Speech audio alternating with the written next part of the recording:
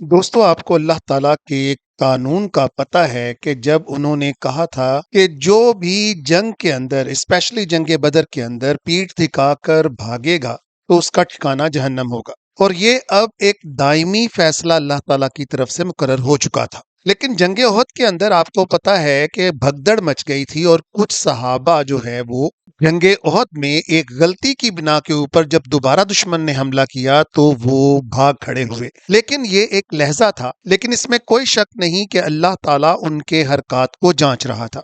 तो अल्लाह ताला ने कहा कि ये वाला जो फिरना था तुम्हारा, ये एक इस्तरारी फिरना था, कोई सोचा समझा फिरना नहीं था। यानी अपनी जान बचाकर भाग लेने में आफियत महसूस करना नहीं था, बल्कि इसको अल्लाह ताला डालते हैं शैतान के बहकावे के ऊपर। बिल्कुल दोस्तों, यही लफ्ज इस्तेमाल किया जब हजरत आदम अलैहिस्सलाम को शैतान ने जन्नत में बहकाया था। तो एक सवाल उभरता है, जब अल्लाह ताला ने उसे रांदाए दरगाह कर दिया था और हजरत आदम अलैहिस्सलाम जन्नत में थे, तो वो किस तरह वहां पर चला गया? क्या अल्लाह ताला का निजाम इतना नाकस था नऊज बिल्ला कि वो मुख्तलिफ शक्लें इख्तियार करता हुआ, जैसे कि मुख्तलिफ तफासिर के अंदर बयान किया जाता है, वो वहां पर पहुंचने में कामयाब हो गया और फिर उसने वहां पर उनको बहकाया?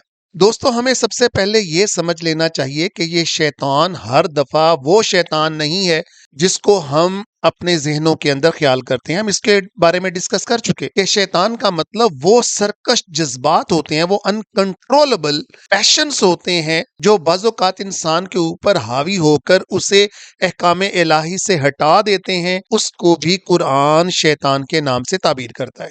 तो जरा सुने, इन्नल्लज़ीना तवल्लौ मिनकुम यौमत तक़ल जमाअनी, जब दो जमातें इकट्ठी हुई और तुमने पीठ फेर दी, इन्नमस्तज़ल्लहुमुश शैतान, तो ये एक शैतान का बहकावा था। वो क्या था कि अब अपनी जगहों को छोड़ दो। तीरंदाज मुराद है यहाँ पर, जिनको हुजूर सल्लल्लाहु अलैहि वसल्लम ने मुतय्यन किया था, और भाग खड़े हो अपनी दुनियावी फायदे के लिए, यानी माले गनीमत को इकट्ठा करने के लिए। तो ये था वो शैतान, वो बहकावा जो दिमाग के अंदर, जो कहीं लाशऊर के अंदर से उभरता है और इंसान को बहका देता है। बिबादी मा कसबू, और लगा दिया उस काम के ऊपर। लेकिन क्योंकि अल्लाह ताला जानते हैं कि इनकी नीयतें क्या थी, क्योंकि आखिर इंसान है, तो वो वक्ती लग्जिश तो हो सकती है, मगर जब हजूर सल्लल्लाहु ताला अलैहि वसल्लम ने उनको पुकारा, वो अपने औसान में आए, तो वो वापस पलटे। अगर भागना होता तो हमेशा के लिए भाग जाते। और देखिए अल्लाह ताला का आगे ऐलान, वलक़द अफ़ल्लाहु अन्हुम, अल्लाह ताला ने उनको माफी दी, उनको वापस अपनी हिफाजत में लिया। लेकिन आज दोस्तों तकरीबन 1500 साल गुजर चुके हैं। हम इस वाक़े को बुनियाद बनाकर आज भी हम बयान करते हैं कि फलां शख्स इस जंग के अंदर से भाग गया, और हम उनको ताना जनी करते हैं उनके ऊपर। यानी शायद हमारे जहन में कहीं ये है कि नऊज बिल्ला अल्लाह ताला सही तौर पर जज नहीं कर सकते। हमें पता है कि ये बंदा भागा था और इसे सजा मिलनी चाहिए। हालांकि अल्लाह ताला कह रहे हैं वलक़द अफ़ल्लाहु अन्हुम, मैंने तो सबको माफ कर दिया।